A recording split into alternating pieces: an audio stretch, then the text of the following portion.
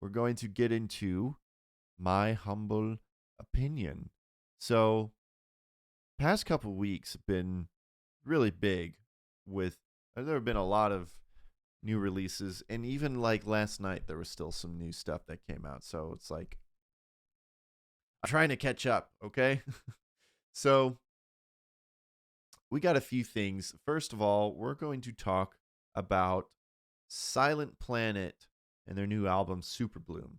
Now, I will say right off the bat is that I haven't really necessarily followed Silent Planet a lot. I've listened to some of their music and didn't really stick with me. And so this is kind of the first album that I really dove into and like listened to all the way through. And so don't hate me. I mean, I basically decided to listen to it because a lot of other people were talking about it and I needed something to talk about, in my humble opinion. And so SUPERBLOOM, I gotta say, this album still needs to. I need to spend a little bit more time on this album, but I'll just give my thoughts on it for right now. I gotta say, I wasn't entirely impressed with it. Which, by the way, Silent Planet is like a heavy hardcore band, and from what I know, this album was it has a bit of a new sound for them, a little bit of a like post-hardcore. I'm really terrible with genre names, but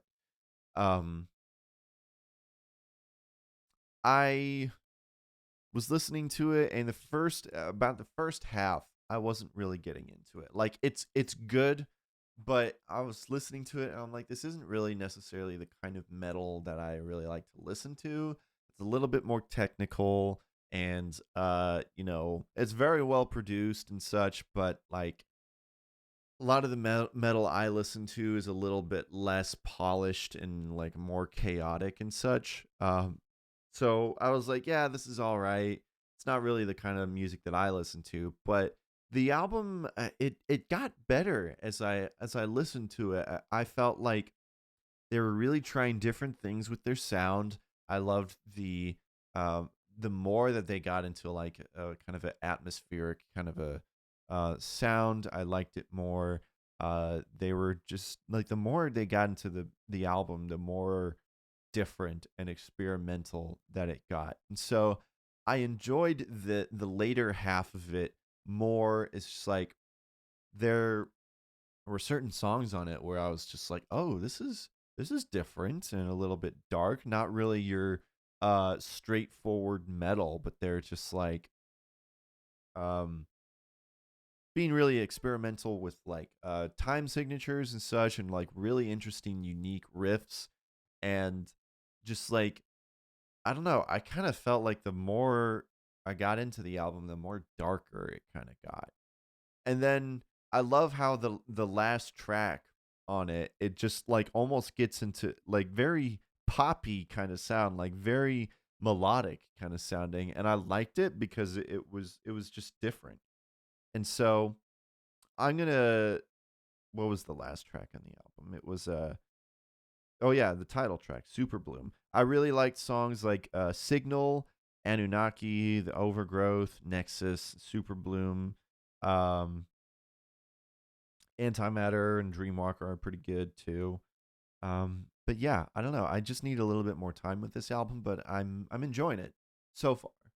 And I enjoyed the later half better than the first half, but it's still good. So if you're a Silent Planet fan or even a metal fan, I think that you could really enjoy this. So I definitely recommend checking out SUPERBLOOM by Silent Planet.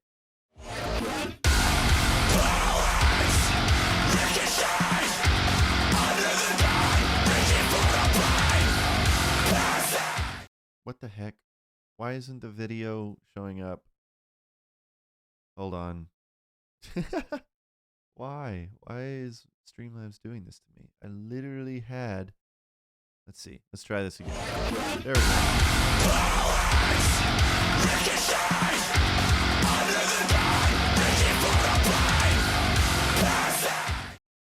Okay. I just had to show that again because the music video was really cool, and I don't know why I wasn't showing it in the first place. So apologies, everyone. All right, next up, we have my boy, my man, Ronnie Martin, formerly known as Joy Electric. Uh, Once again, has some Christmas music coming out. So it's getting that time of year. Christmas time is coming up. And I know I'm not the kind of guy who likes to listen to Christian music before Thanksgiving, but he has a new album coming out, Holiday Fable. I think that's what it's called.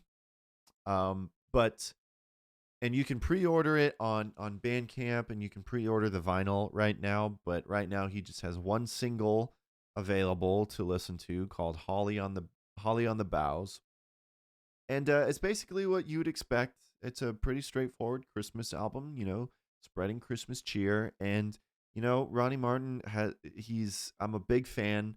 If you guys don't know, I interviewed Ronnie Martin at Audio Feed last summer, and so that interview is available on my channel. You guys can check it out.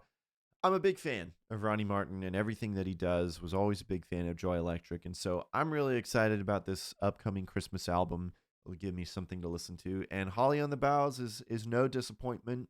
Uh, Ronnie Martin is a talented producer, talented musician. I'm a big fan of his synth work. I'm a big fan of synth work in general, and so I just really love what he does. And so, if you're a Ronnie Martin or Joy Electric fan, this is definitely not going to be any kind of disappointment, because it's what you would expect from him, and it's no disappointment at all. So go pre-order the album on Bandcamp, or pre-order the vinyl, and just go listen to Holly on the Boughs. I'll definitely try to give a review for the album when it comes out. So Holly on the Boughs by Ronnie Martin.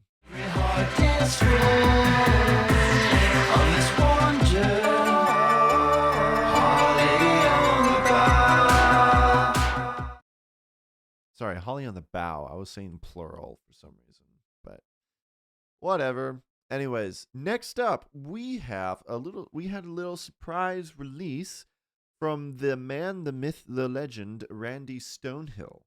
Uh, I mean, I won't say I love, but I'm proud of the fact that I cover different kinds of music on this channel, from metal to I guess electro pop, electro synth, to music all the way from the 70s, because Randy Stonehill has released some unreleased live music from 1978, from some show. I think it's one singular show that he did back in 1978. The album is called Live in 78, and it's available on Bandcamp. And It's a fun listen. He even admits, like, in the post that he sent, that like the recordings aren't stellar, but the it's really fun to listen to. And while it's not the most like well produced live music, if you're a fan of Randy Stonehill, you'll definitely appreciate listening to him play live, because like you can definitely you can sense the fun that he's having. One of the thing that I love about the album is that you get to hear his banter in between, and uh Randy Stonehill is really funny, and he's really fun. I mean, I sensed that when I saw him at Audio Feed, but man, back in 1978, he was just a charming guy, like always getting everyone to laugh. So, that was one of the things that I really appreciate about it. He does get his whole band involved in it. He does some solo stuff as well. But then I'd say kind of a low point for me in the album is when he uh oh man, I can't remember his name, but he had his friend come out and do a couple songs, and I can't say that it was my favorite part. It was all right. It was fun to listen to in a way, but at the same time, it was like I just want to listen to Randy Stonehill. Um, Tom Howard. I'm not really familiar with Tom Howard. I don't know how well he did in the music scene, but um yeah, so he had him sing like a couple of his own songs, and that's not really the most interesting part of the album for me personally. But everything else, it's fun to listen to. It's a long album, and it's not perfect. There was only so much that they could do with those recordings to try to make it sound as good as they could. But for me, what makes it worth listening to is listening to his solo performances and listening to his banter in between songs. It's just really fun. So it's definitely an interesting listen to if you're a Randy Stonehill fan. So yeah, go check it out. Live in '78. I guess it's technically Randy Stonehill Band, but yeah, go check it out on Bandcamp. I am your servant. I am. All right. So, last but not least, we have a new release from the Worship Initiative and Writers Well. I guess that's a new project for them, but I'm just gonna call it a Worship Initiative release. I talked about a couple of their singles that they released in the last episode, but now they have the whole album out, Psalms from the Well, and I'm generally a big fan of the Worship Initiative. I think the Worship Initiative does a lot more for worship music than bands like, say, Hillsong or Bethel or Elevation, in the fact that um, when they do original stuff, because, yeah, Worship Initiative is mostly known for doing covers, but when they do original stuff, they actually make like worship songs, not, narcissistic, all about me kind of worship feel goody kind of songs, but it's actually like worship music directed to God. And that's what I appreciate about them. And what I love about this album is that, all the songs are based off of psalms, passages in psalms. And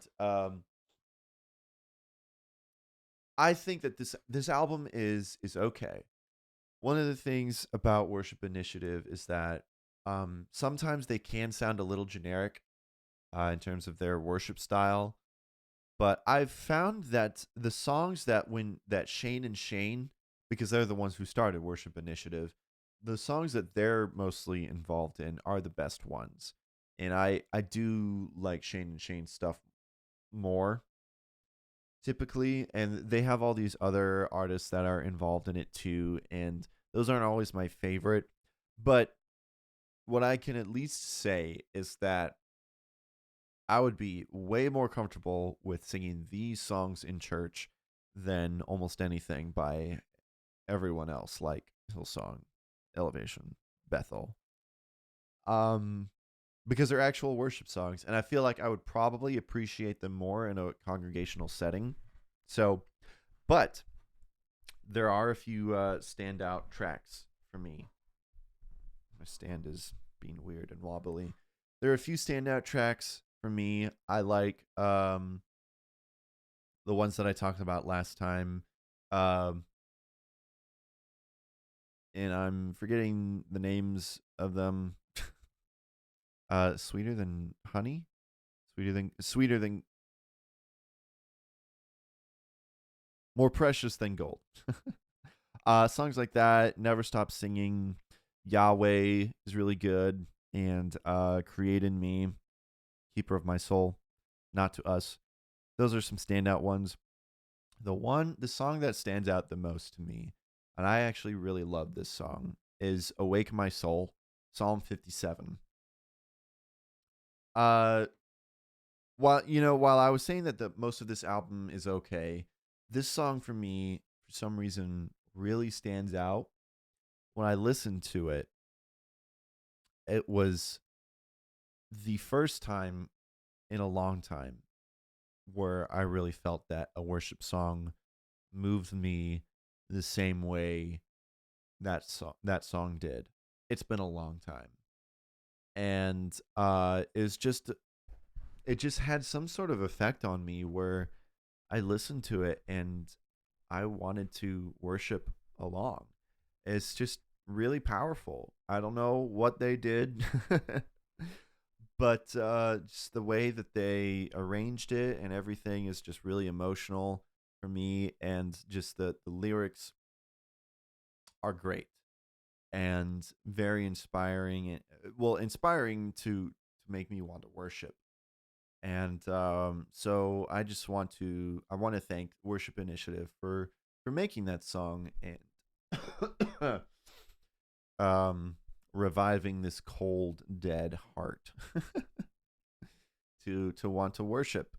So I would say that checking out that album just for that song is really worth it, honestly. So I would recommend it, especially if you want some good new worship music to check out.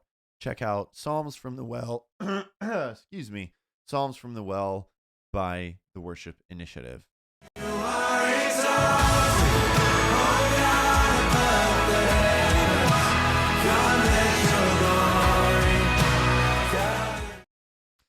And that is all for my humble opinion. Hey you. Yeah, you person right there watching this video. Hey, did you know that this was just a little clip from an actual full episode of the show that I do called the I'm Clifford Today Show? Well, now you do. So you should just go and check that full episode out, and hey, while you're at it, you should just go subscribe and check out my whole channel. That's just my advice. You don't have to. You can do whatever you want.